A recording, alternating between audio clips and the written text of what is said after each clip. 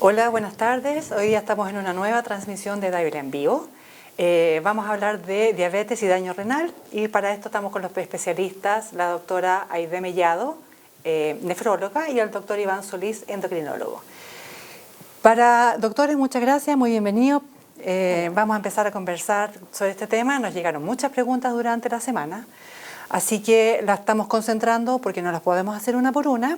Y yo creo que es una muy buena manera de empezar, preguntar qué porcentaje de los pacientes que tienen diabetes presentan daño renal. Un alto porcentaje de los pacientes que tienen diabetes pueden llegar, digamos, a algún grado de enfermedad renal crónica. Se consideran diferentes estadísticas de un 22 a un 40%. Y lo más importante que dentro de los pacientes que ingresan a una institución de la enfermedad, del daño renal, como la diálisis, son los más importantes. Más del 40% de ellos la presentan. La diabetes es una de las causas más importantes de ingreso a hemodiálisis, que es la terapia de sustitución terminal de la enfermedad renal. Perfecto.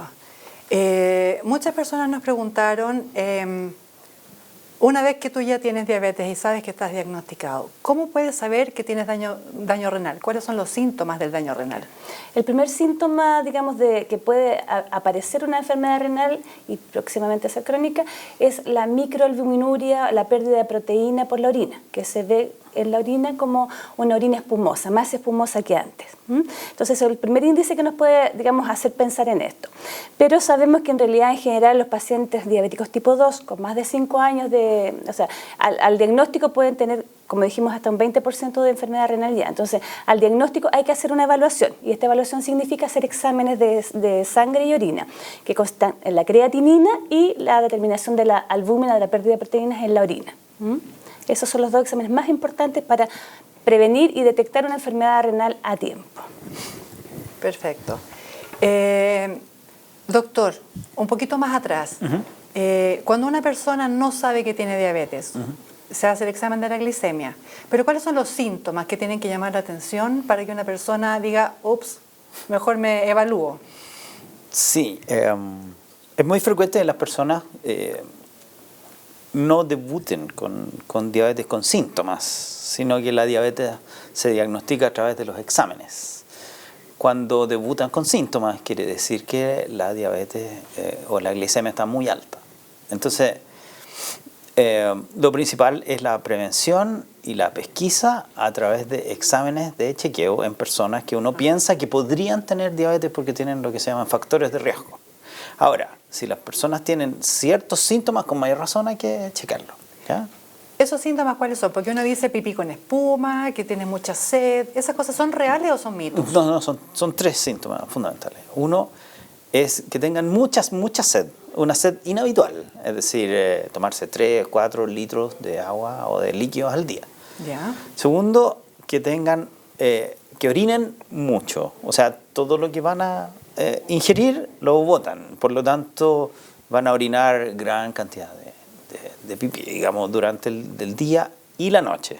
El estarse levantando a cada rato en la noche, hacer gran volumen de pipí también puede ser un indicador de diabetes.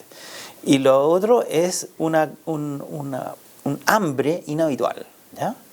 Que los pacientes comen, están muy ansiosos por comer, pero aún así no se satisfacen rápidamente y al contrario empiezan a bajar de peso en vez de subir.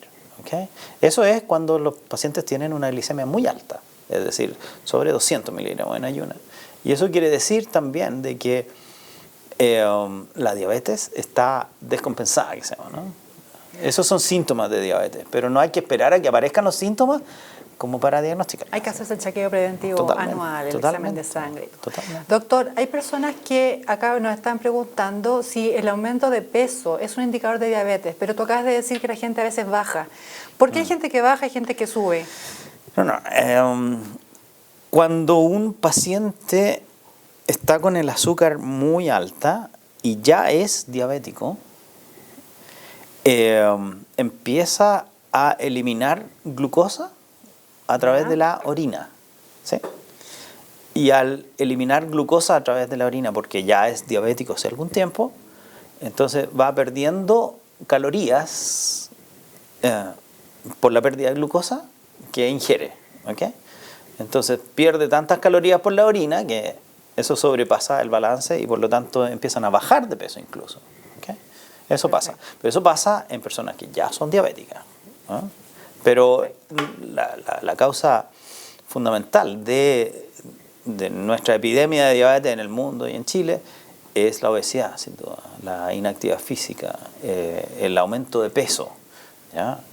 Eso tiene que ver con el origen de la diabetes, ese es el punto, ¿ya? Doctora, ¿qué hay que hacer para evitar el daño renal en un diabético? Bien.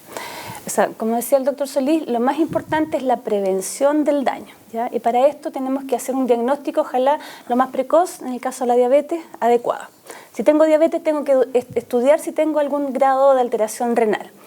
Aparte de eso, tengo que también saber si tengo dislipidemia. La dislipidemia también, o sea, el colesterol alto, los lípidos en general también afectan al riñón y van aumentando la progresión. Tengo que saber si tengo o no hipertensión. La presión alta también es un factor de daño importantísimo en la producción del daño renal.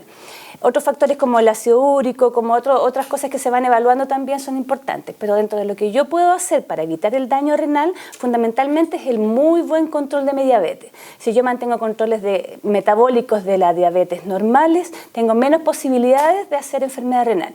Y también la hipertensión, ¿ya? Y si tengo algún grado de pérdida de proteína, tengo que tratarla. Para eso tengo que asistir a que me controlen, digamos, esa pérdida de proteína. Si tengo los lípidos altos, tengo que tratarlo. ¿Cómo puedo prevenirlo? Haciendo ejercicio, consumiendo la dieta regular que corresponde para mi enfermedad, no fumando, tomando agua. Hay que tomar agua, 6 a 8 vasos de agua al día, agua pura, agua de la llave, puede ser saborizada con alguna hierba. Eso tiene que tomarse, porque si no, el riñón filtra menos y favorece más daño. Esos son los factores más importantes, pero están en la prevención y en el compromiso nuestro de hacer lo que podamos hacer para evitarlo, porque la enfermedad renal crónica, como decía el doctor también, la diabetes son enfermedades súper silenciosas, que van a dar síntomas cuando ya están muy mal. Entonces, en realidad, si uno los previene, los detecta a tiempo, va a ser capaz, digamos, de prevenir la progresión del daño. O sea, yo estoy muy de acuerdo con lo que dice la doctora Mellado. Para evitar la progresión del daño renal, no hay que hacer nada especial, sino que hay que tratar muy bien la diabetes, mantener muy bien los niveles de azúcar en la sangre y mantener la presión arterial controlada. Exacto. El colesterol también, pero esas dos cosas son fundamentales. Aprovechando esa pregunta, nos preguntaron si siempre va de la mano o si puede ir de la mano la diabetes con la hipertensión. Muy frecuente. Es muy Claro. ¿Por qué? Te venía en la pregunta. Claro. ¿Por qué es así? Claro, porque los dos son manifestación de una resistencia a la insulina. Entonces se van produciendo fenómenos fisiopatológicos, digamos, tanto en los órganos efectores de cada enfermedad, y va produciendo el daño. Perfecto. En el caso de pacientes con diabetes, tanto con daño renal como sin daño renal, ¿cambia el tratamiento para gente según la edad? Por ejemplo, una persona de 30 años que tenga diabetes versus una persona de 70 años que tenga diabetes. ¿Es distinto el tratamiento o más básicamente es la misma manera? No, totalmente, sí, sí. En general, en los pacientes adultos mayores, en general, el tratamiento de la diabetes tiene que ser más cuidadoso y el tratamiento en general tiene que ser personalizado, ¿ya? Hay ciertos fármacos que las personas jóvenes toleran muy bien y hay personas de adultos mayores que incluso pueden estar contraindicados, ¿Ya? Porque el envejecimiento también tiene que ver con la capacidad del riñón y de otros órganos de limpiar esos medicamentos. Y es posible que ciertos medicamentos con una función renal normal sean dañinos en una persona que tiene la función renal deteriorada, no solamente por diabetes, sino porque por la edad también. Entonces, el tratamiento tiene que ser bastante personalizado, digamos, ¿no? Perfecto. Sí, claro. Claro, y lo importante es, si es que aparece la enfermedad renal crónica, que sean adaptados a la función que tiene en ese momento la persona, ¿no? O sea, las dosis de los medicamentos tienen que ser adecuadas. Eso es lo fundamental. Porque si no se transforman en nefrotóxicos que hacen daño al riñón, tanto de los medicamentos habituales que uno toma como de otros como los antibióticos, otras cosas que tienen que ser ajustados a la función del riñón.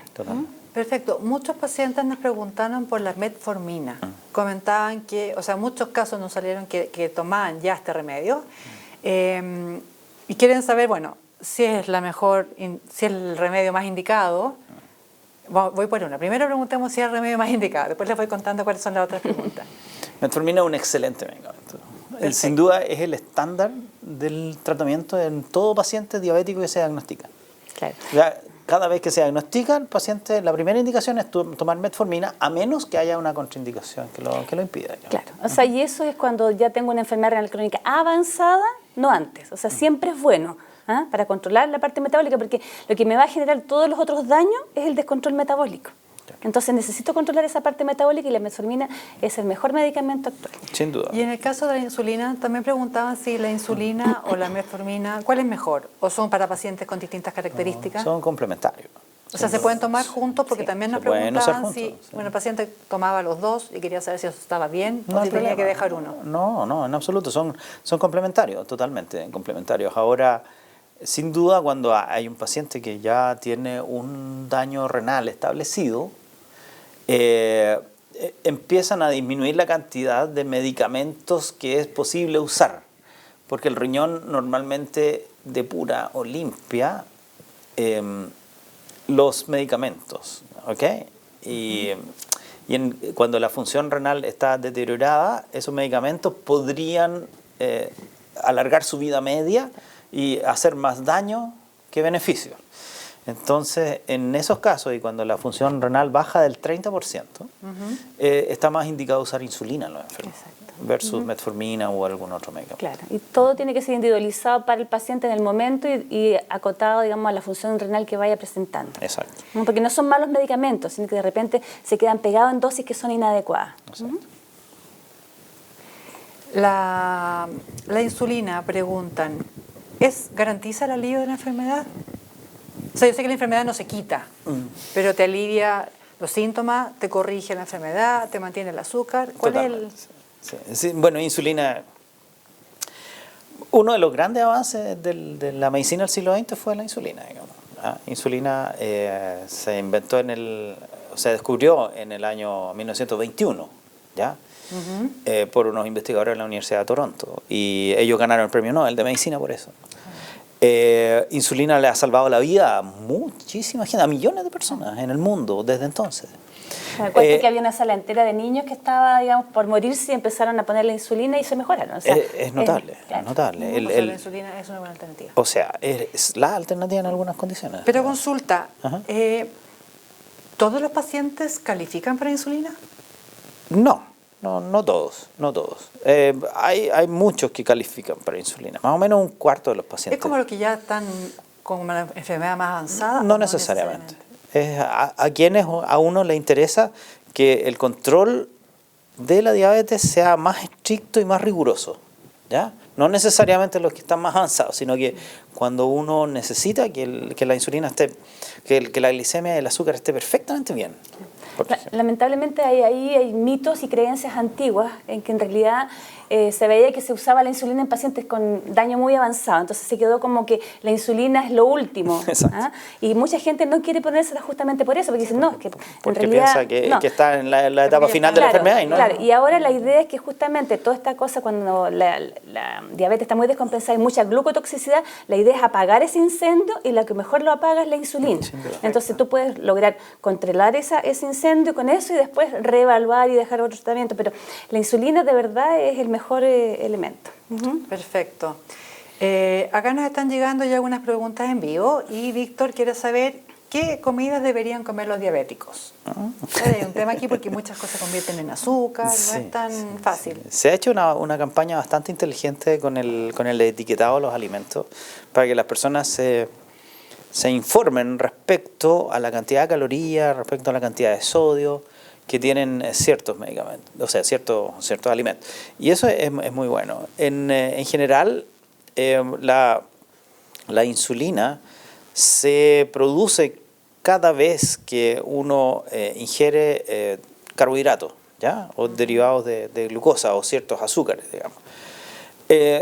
Diabetes consiste en la incapacidad del organismo de producir la cantidad suficiente de insulina para las necesidades del organismo. Entonces, cada vez que nosotros comemos carbohidratos, es necesario producir insulina, ¿okay? Para que esa insulina se una a los receptores en la célula y la glucosa se aproveche en las células de los músculos, en el hígado, etc. Si es que nosotros tenemos dificultades para producir insulina, entonces si comemos carbohidratos, el organismo no va a ser capaz de tolerar esa sobrecarga de carbohidratos o de azúcares. Entonces la glicemia no se va a controlar y se va a subir. Y esa glicemia finalmente produce un daño en las arterias, que es lo que finalmente produce las complicaciones de la diabetes. Los alimentos, por lo tanto, tienen que ser adecuados a la cantidad de carbohidratos que yo necesito y no más. Porque el exceso de carbohidratos el organismo lo reserva. El organismo es bastante inteligente, entonces cuando hay un exceso de carbohidratos uno habitualmente no lo pierde, sino que lo reserva en forma de grasita, ¿sí? Y el tejido graso es el principal productor de resistencia a insulina, ¿okay? Entonces mientras más uno sube de peso, más resistencia a insulina, y por lo tanto más insulina se requiere y los pacientes diabéticos no la producen, por lo tanto la glicemia empieza a subir, ¿no?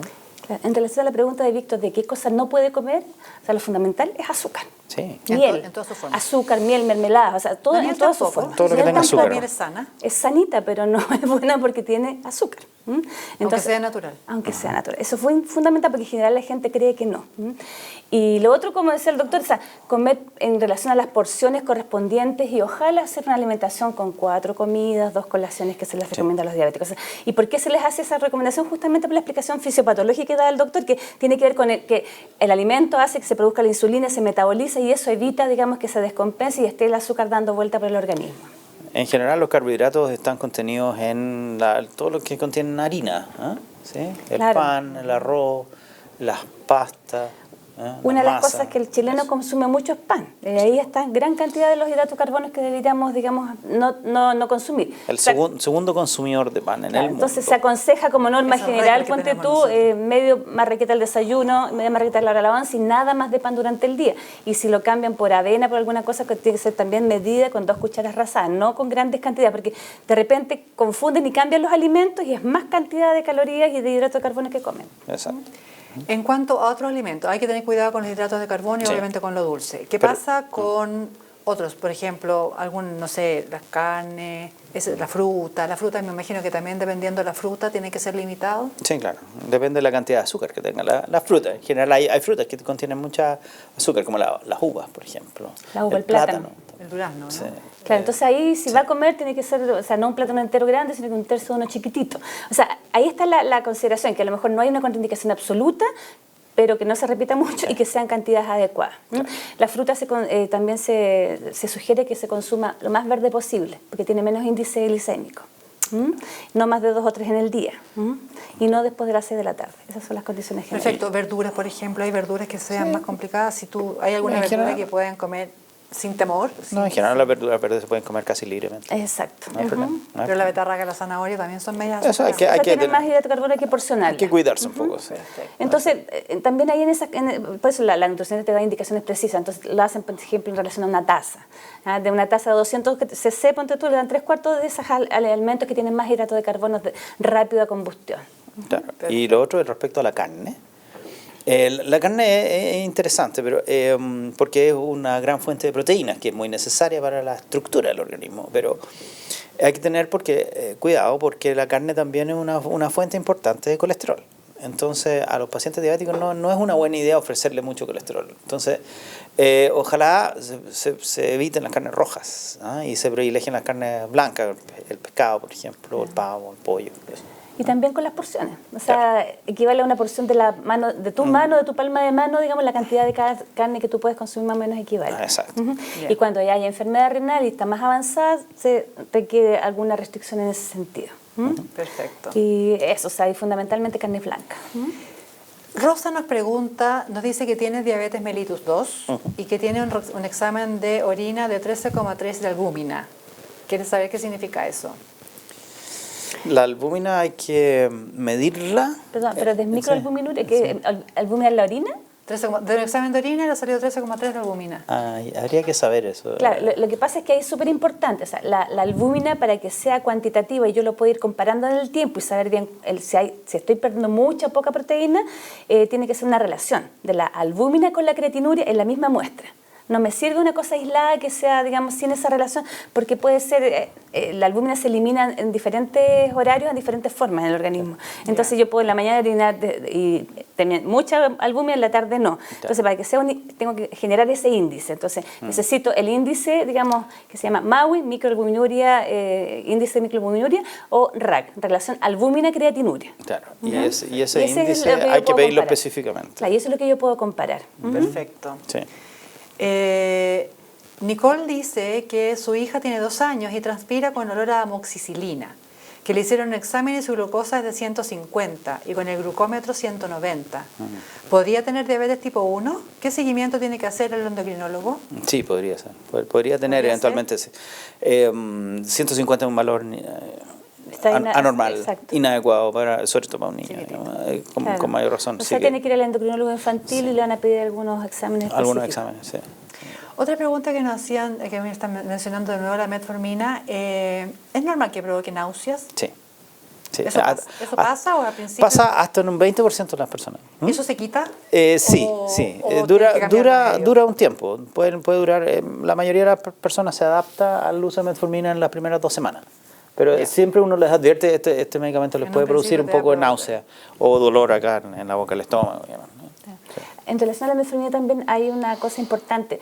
Uno es la náusea, el meteorismo, la hinchazón que puede provocar, y lo otro es una diarrea que puede producirse. Y esa diarrea está asociada habitualmente a ingestas de hidratos de carbono en exceso. O sea, si yo como azúcares, probablemente voy a tener diarrea. Entonces, en realidad ahí la persona no está siguiendo su dieta y tiene que ajustarse a la dieta más que suspender el medicamento. Exacto. Ya, perfecto. Nos pregunta Leticia si la resistencia a la insulina se trata también con metformina. Sí. A ver, la resistencia a la insulina es una condición que puede o no desarrollarse después como diabetes, ¿ya? Es como el origen de esto. Entonces, efectivamente, en ciertas personas que tienen resistencia a insulina y que tienen la glicemia más alta de lo normal, pero todavía no son diabéticos, en esas condiciones se puede tratar la resistencia a insulina con metformina. Pero ¿y eso es como un tratamiento por un plazo determinado? Sí, mientras uno logra que los pacientes bajen de peso, normalmente, porque habitualmente son pacientes que que tienen sobrepeso. Es que ahí las medidas no farmacológicas son las más importantes y deberían primar antes del uso de los medicamentos. Y es controlar el peso, seguir una dieta equilibrada, adecuada para cada persona, y actividad física. Una de las cosas muy importantes ahí también es la actividad física. Por supuesto. En todas partes para prevenir enfermedades hay que hacer actividad física. Sin duda. Eso es una regla como bastante fija. Absolutamente.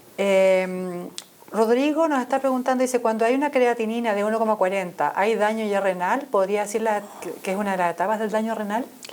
Ahí lo más importante es objetivar si es un examen o son varios, porque en realidad no podemos hacer diagnóstico con un solo examen de una creatinina alterada. Tenemos que tener a lo menos 2 o 3 y con un periodo de 3 a 6 meses. Eso es tanto para la creatinina como para la albúmina. Para hacer el diagnóstico y objetivarlo tenemos que hacer eso. Y depende de la persona también. Si una persona que mide 1,90 m. Y en relación, digamos, a la creatinina, no se toma tampoco como diagnóstico el valor solo, sino que se interpreta con unas ecuaciones actualmente que se han considerado a nivel estadístico y todo, que es el MDR4 o el CKD-EPI, que nos dan una velocidad de filtración glomerular en relación, digamos, justamente a todo lo que dice el doctor, a superficie corporal, a edad, sexo, a varios puntos. Entonces, esa creatinina así aislada no me sirve. Tengo que saber si de verdad se repite, si tiene una velocidad de filtración elevada, o sea, baja o no. Cuando hablamos de digamos, cuáles son los valores más o menos, digamos, de esta velocidad de filtración que nosotros quisiéramos, desde 90 a 60, digamos, sería una enfermedad renal etapa leve. Y bajo 60 ya hablamos de una enfermedad renal crónica ya más establecida. Entonces, lo que nos va a importar a nosotros es tener esa velocidad de filtración menos de 60. Si es así, me tengo que preocupar más que antes. Porque antes también me tenía que haber preocupado. Perfecto. Roberto nos está comentando, dice, tuve fuertes dolores de espalda en la parte baja derecha, me hice unos exámenes generales y me salió una creatinina de 1,23. Cuando el rango normal era de entre 0,70 y 1,20. Según el médico general, tiene un riñón un poco atrasado. ¿Qué significa? Atrófico. Saber qué significa eso. Claro. O sea, si le tomaron una ecografía y aparece un riñón atrófico, es un riñón más chiquitito y que puede estar dando evidencia de algún trastorno, digamos, de alguna enfermedad renal. Porque la enfermedad renal se hace el diagnóstico con imágenes, digamos, renales, o con la velocidad de filtración, o con la albuminuria que se pierde. Esas son las tres cosas que uno tiene que considerar. Pero lo importante también que hay que considerar es que el daño renal, en diabetes en particular, no duele. Si uno espera que le duela, no, va a pasar mucho tiempo, pero Exacto. no duele. O sea, el dolor no es una manifestación de daño Exacto. renal. Ya, eso va con otra pregunta que teníamos, que Sí. preguntaba María, si el ser diabético y tener un dolor a la altura de los riñones era un indicio de tener un problema renal. Claro. En general, como decíamos, el riñón no duele, ni siquiera cuando está ya en fase terminal tampoco duele, porque se achica y no produce síntomas. Duele cuando hay inflamación, cuando hay infección urinaria, cuando hay pielonefritis, cuando hay un cálculo impactado, en esas condiciones. Y lo otro que también puede darnos el dolor en la zona es la parte dorso-lumbar, que haya una afectación más bien del aparato locomotor. Pero no son necesariamente problemas renales No de son diabéticos. renales, claro. Ya. Y en el caso también cuando aparecen en personas jóvenes que no tienen muchos antecedentes, alguna creatinina un poco más elevada de lo habitual, es también obediencia a veces que hay deshidratación. Toman poca agua, tienen que tomar más agüita. Perfecto. Silvana nos comentaba en la semana que su mamá diabética se le cae la piel de las manos, de los brazos, de los pies y las piernas. Tengo entendido que esto sería una pregunta para el dermatólogo, pero dado que ella es diabética, a lo mejor podemos dar alguna señal, alguna pista de lo que, si efectivamente la diabetes provoca daños a la piel o posiblemente es un daño que no tiene nada que ver con esta enfermedad y tiene que evaluarse fuera de la enfermedad. Diabetes da en general alguna manifestación en la piel, pero lo que menciona Silvana respecto a la mamá, yo asumo que la mamá también es adulto mayor, entonces en los adultos mayores hay algunas enfermedades de la piel, en particular el pénfigo y otras cosas, que producen como una caída de la piel. Entonces, y que son enfermedades autoinmunes, que el mismo organismo produce anticuerpos contra la piel. Y esas enfermedades son un poco más frecuentes en los adultos mayores y no tienen que ver con diabetes. Las manifestaciones de la piel de la diabetes son otras, pero no de esto de que se le cae la piel, es un poco más raro. Claro. También evaluar alguna vitaminosis, algún trastorno por ahí también puede ser de mala nutrición y que se produzca eso. Una cosa importante, una pregunta que es importante que yo creo que a muchos les preocupa, tiene que ver con el tema hereditario. Si Gladys nos dice que ella es de familia diabética, pero que ella no tiene diabetes, que siempre se toma el examen de glicemia, pero no le detectan nada, ¿eso significa que puede estar tranquila o tiene que estar atenta? ¿O dado que tiene esta herencia, a lo mejor debería chequearse con alguna periodicidad? Diabetes es más frecuente en ciertas familias, eso está bastante claro, digamos. Y lo que en general se hereda es la condición de resistencia a insulina, ¿ya? Pero no todas las personas que tienen resistencia a insulina van a llegar a ser diabéticas. Para eso tienen que haber otros factores, como el sedentarismo, como la obesidad, como la inactividad, como el cigarrillo u otros. Si ella se mantiene bien, digamos, cuida su peso y come adecuadamente y se controla con cierta frecuencia, bueno, yo podría estar razonablemente tranquila. Eso no quiere decir que no le pueda dar, pero las posibilidades disminuyen bastante. Sí. ¿Qué pasa con la herencia? ¿Alguna vez la gente dice que la herencia de la diabetes hereditaria como en generación por medio es tan así? No, no, eso no es así. No, se presentan todas las generaciones. Sí. Claro, lo que pasa es que hay factores genéticos, digamos, propios y los otros son los fenotipicos adquiridos, que son cómo se consume la comida en esa familia. Entonces tú heredas eso también. Sí, claro. Entonces ahí está el problema. Sería la manera de comer, claro. el hábito de hacer ejercicio. Exacto. Eso también se aprende dentro de la familia.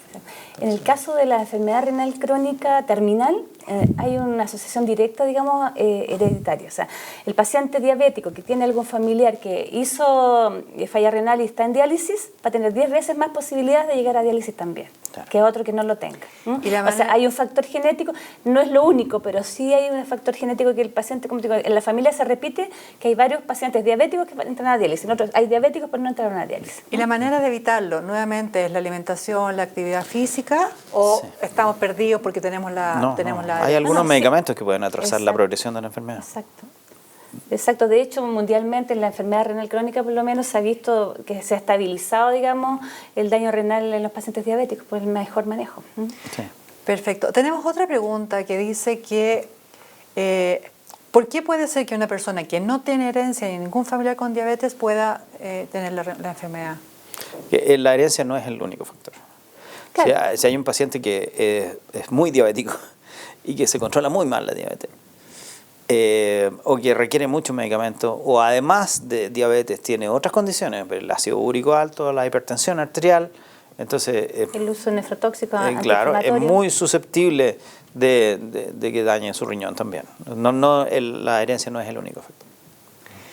La pregunta que también hicieron durante la semana era si era normal que la sensación de corriente en el cuerpo, o sea, que si puede ser un efecto de la insulina, la sensación de corriente en el cuerpo.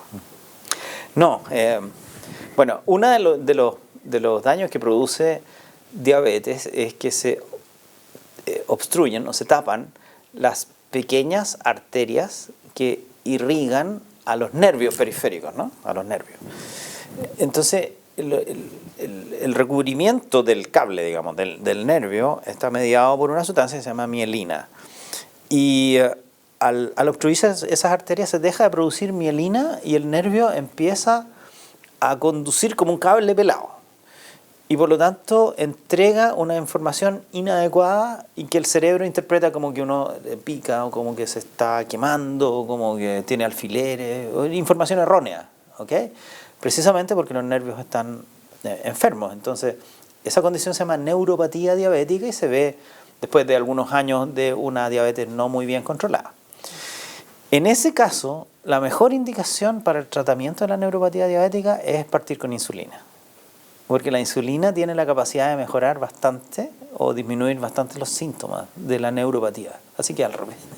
Yeah. No es que la insulina produzca esto, sino que la diabetes es indicación de usarla. Hay un proceso también de adaptación, así como pasa con la metformina, también pasa con la insulina, que así como la otra produce estos hábitos, estos vómitos y estas náuseas, la insulina no. No tiene como efecto. O sea, hay más que nada es la titulación de la dosis que tiene para cada persona y que eso puede tener involucrado variaciones en que de repente no comió el paciente, se puso la insulina, hizo una baja de azúcar.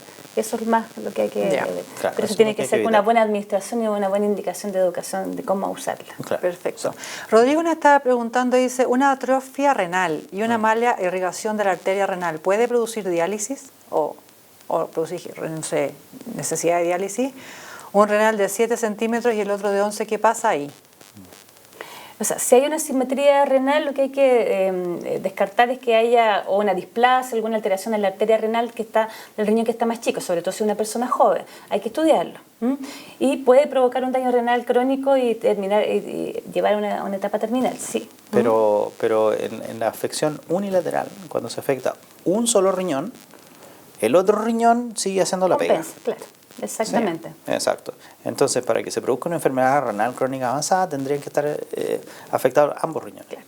Porque si se afecta uno solo, se va a producir hipertensión, se van a producir otras cosas, pero el otro riñón es capaz de mantener el sistema la función. Sí. Claro. Perfecto. Nos pregunta Pancha si la metformina produce dependencia. ¿Dependencia? No, porque es un efecto más bien en el sistema nervioso central, la dependencia. Y eso claro. es propio de ciertos fármacos que van hacia el cerebro, a las neuronas, a los receptores y producen algunos efectos que claro. se podrían interpretar como dependencia, pero metformina no tiene acción sobre el sistema nervioso central, por lo tanto no produce. La acción más importante es intestinal y tiene que ver con la absorción de los carbohidratos, ¿sí o no? ¿Te fijas? Entonces, perfecto. Jenny nos está contando que su papá fue amputado de la pierna izquierda hace días atrás, tiene mucho dolor toma tramadol gotas. Pero aún así sigue con mucho dolor. ¿Qué consejos le pueden dar para que puedan dejar de lado esos dolores? La amputación, digamos, fue probablemente por un problema vascular, por una infección. Ahí habría que ver cuál fue la causa. Si hay un problema vascular, puede que tenga una lesión vascular más alta y también eso favorezca más obstrucción y más dolor de ahí. Si es solamente la postquirúrgico, hay que usar bien los analgésicos y ahí tiene que usar analgésico que lo ideal sería que asociar el paracetamol con el tramadol en dosis fija. Esa es como la indicación. Claro, pero el manejo postquirúrgico es súper importante. Y si hubiese ya después un dolor fantasma, que también se producen a veces, ahí hay que usar otro tipo de medicamentos. Claro. Pero hay un amplio arsenal de medicamentos para manejar el dolor y que son escalonados. Claro, lo importante ahí es el manejo del dolor que sea con horario y bien regulado. Y racional, no, digamos, claro, que lo haga un profesional. Claro, porque si no, no sirve. O sea, Claro. de vez en cuando que me tome algo no me sirve para estas cosas que ya están instauradas. Jenny dice que su papá había estado hospitalizado también aquí en Dávila. Sí. Benjamín pregunta si la metformina produce algún daño en forma progresiva. ¿La metformina produce un daño? ¿De forma progresiva? Las complicaciones del uso de la metformina son absolutamente excepcionales. ¿Ah? Se pueden producir. Sí. Hay un cuadro que se llama acidosis láctica, que nosotros la hemos visto acá en la clínica del tiempo que yo llevo trabajando, que llevo algún tiempo acá. Hemos visto como 3 casos y la metformina es se hace un uso muy masivo. Claro. Por lo tanto, es una situación súper excepcional. Pero existe. ¿Eh? Doctor, nos preguntan mucho. Bueno, una preguntita cortita, que 2 personas nos preguntaron lo mismo, muy cercano, así que la junté. ¿Tener 106 o 107 de glicemia es indicador de diabetes? No. No. O sea, si tienes esa glicemia de ayuno elevada, es la glicemia de ayuno elevada, que puede ser un factor, digamos, de una prediabetes futura, pero en realidad no, en ese momento tiene solamente la glicemia de ayuno elevada y tiene que buscar los factores de riesgo que la están produciendo, obesidad fundamentalmente. Claro. Otra pregunta importante que nos llegó, el tema de los pies, el cuidado de los pies y los efectos de la diabetes en los pies, justamente este tema de los cortarse las uñas con cuidado. ¿Cuáles son las recomendaciones ahí, doctor o doctora?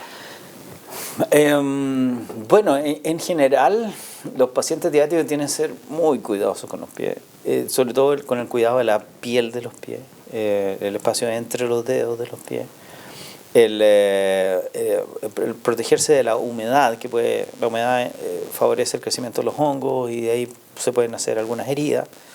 Como los pacientes diabéticos también tienen alteraciones en la sensibilidad, por lo tanto no sienten lo que están pisando, no sienten bien o no discriminan en la temperatura. Por ejemplo, puede que los pacientes diabéticos no sepan que se están quemando en la playa, por ejemplo, en la arena, o con un guatero, por ejemplo. Entonces, hay que ser extremadamente cuidadosos y hay que educar bien a los enfermos respecto a los cuidados que tienen que tener, que no anden descalzos, por ejemplo, que usen zapatos adecuados, que en la tarde o en la noche cuando se vayan a dormir se echen una mirada a la planta de los pies o con un espejito, para ver si es que tienen alguna herida, porque las heridas más pequeñas, como no se notan y los pacientes no las sienten, se pueden ir profundizando y se pueden hacer una úlcera o comprometer el pie, digamos.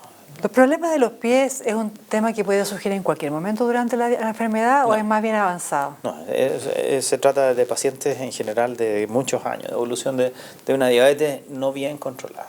¿No? Claro. Y se asocia mucho también al tabaquismo. Sí. O sea, el paciente que fuma, ha fumado y tiene diabetes tiene más riesgo de hacer problemas en los pies. Sí. Si hay una mala combinación es diabetes-cigarro. Esa es la peor de las combinaciones, sin duda. Ningún paciente diabético tiene que fumar. Bueno, en general nadie tiene que fumar, pero pues, en particular los pacientes diabéticos son muy, muy sensibles al daño que produce el cigarrillo, sobre todo desde el punto de vista de la enfermedad del corazón y cerebrovascular. Perfecto. Pregunta Lorna si el ponerse insulina no siempre a la misma hora puede producir daño renal.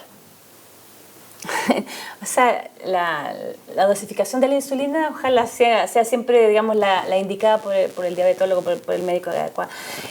No, o sea, la descompensación de los azúcares, digamos, estar con un mal control metabólico, o sea, tener glicemias elevadas, hemoglobinas glicosiladas, que son los controles que se hacen cada 3 meses, elevados, eso sí, eso me va a llevar a un trastorno porque hay toda esta azúcar que está dando vuelta, produce todos productos de glicolización y un montón de cosas que van a ir dañando el riñón. Entonces, eso sí que me produce, digamos, el daño.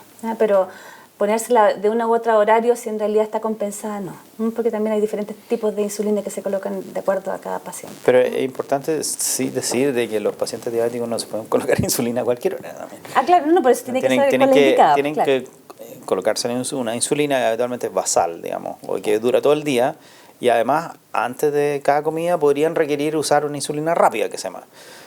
Pero, por supuesto, no se puede pensar de que uno pueda estar comiendo a determinadas horas irregularmente. Y eso descontrola mucho la capacidad que tiene la insulina de regular la glicemia. Entonces, ojalá ser riguroso y respetar bien los horarios en que uno normalmente come. No es una cosa excepcional, pero sí hay que ser ordenado respecto a tomar desayuno a determinadas horas, almorzar a determinadas horas, cenar a determinadas horas. Eso es importante. Perfecto. Vivi, ya nos está quedando poco tiempo. Vivi dice que su hija de 14 años tiene un problema de vejiga urinaria grande y le dieron nitrofurantoína. Pregunta si quiere saber si eso está bien recetado y si hay algún otro tratamiento para ese diagnóstico.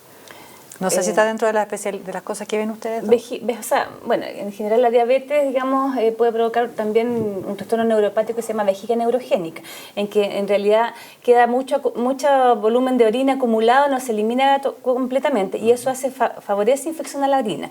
Entonces el tratamiento que a ella le dejaron es para prevenir que haya infecciones urinarias a repetición. Perfecto. Es una de las indicaciones que se da, pero habría que evaluar digamos, con el urólogo ahí, ¿qué otra alternativa de tratamiento habría? Existen otras alternativas de tratamiento, pero la nitrofurantoína se ocupa hace harto tiempo y es bastante efectiva en prevenir infecciones urinarias en esa clase. Claro. Perfecto. Y la última pregunta, doctores, a ver cuál te responde. El daño, la famosa retinopatía diabética, el daño a la vista, ¿también es un tema que afecta a una enfermedad, un daño colateral de la diabetes? ¿En qué consiste? ¿Cuánto empieza? ¿Es tratable? ¿Es evitable? La retinopatía diabética es la primera causa de ceguera en Chile y en el mundo. La primera causa de perder la vista actualmente es la retinopatía diabética. Y tiene más o menos la misma explicación que el compromiso del riñón. Es decir, se tapan los pequeños vasos de la retina. Y eso produce que la retina y que los elementos que uno finalmente, los conos y bastones, que son los que captan la luz y uno ve finalmente, sufran. Y hay zonas en que se produce isquemia, es decir, disminución importante del flujo de sangre hacia los receptores visuales. Y el organismo trata de compensar eso, creando algunos vasos o arterias como alternativas, digamos, ¿ya? El problema es que esos vasos o arterias alternativas no son de la misma calidad que los originales, digamos.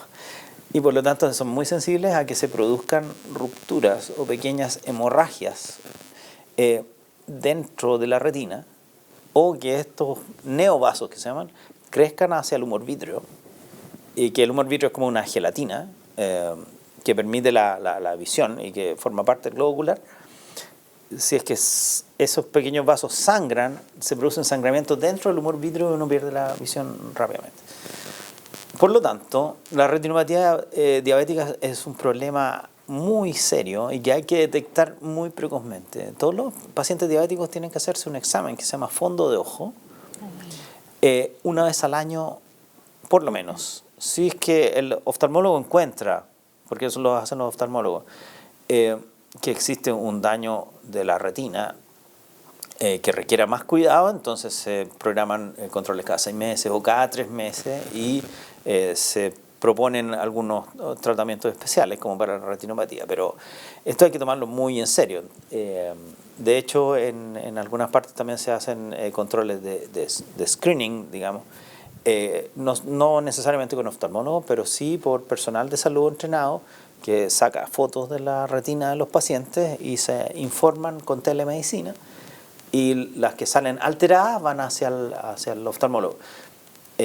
Porque los oftalmólogos no tendrían, por la frecuencia de esto, no tienen toda la capacidad para ver a todos los pacientes diabéticos. Entonces es muy importante controlarse bien desde el punto de vista de la retina en todos los pacientes diabéticos, desde el principio, siempre. Claro, como son lesiones microvasculares como la del riñón, se favorece mucho con el buen control metabólico, con un buen control de la diabetes y con un buen control de la presión arterial. Las dos cosas son fundamentales. Exacto. Para evitar el daño y después evitar la progresión. Exacto. En resumen, el tema de cuidarse la diabetes bien es importante. Tremendamente importante. Sí. Doctores, muchas gracias. Terminamos por hoy. Encantado. Los invitamos a revivir esta transmisión para quien no la pudo ver completa, y les recordamos también que en nuestro sitio web davila.cl tenemos muchos artículos escritos en nuestro blog y pueden buscar mucha información al respecto de este tema y de muchos más.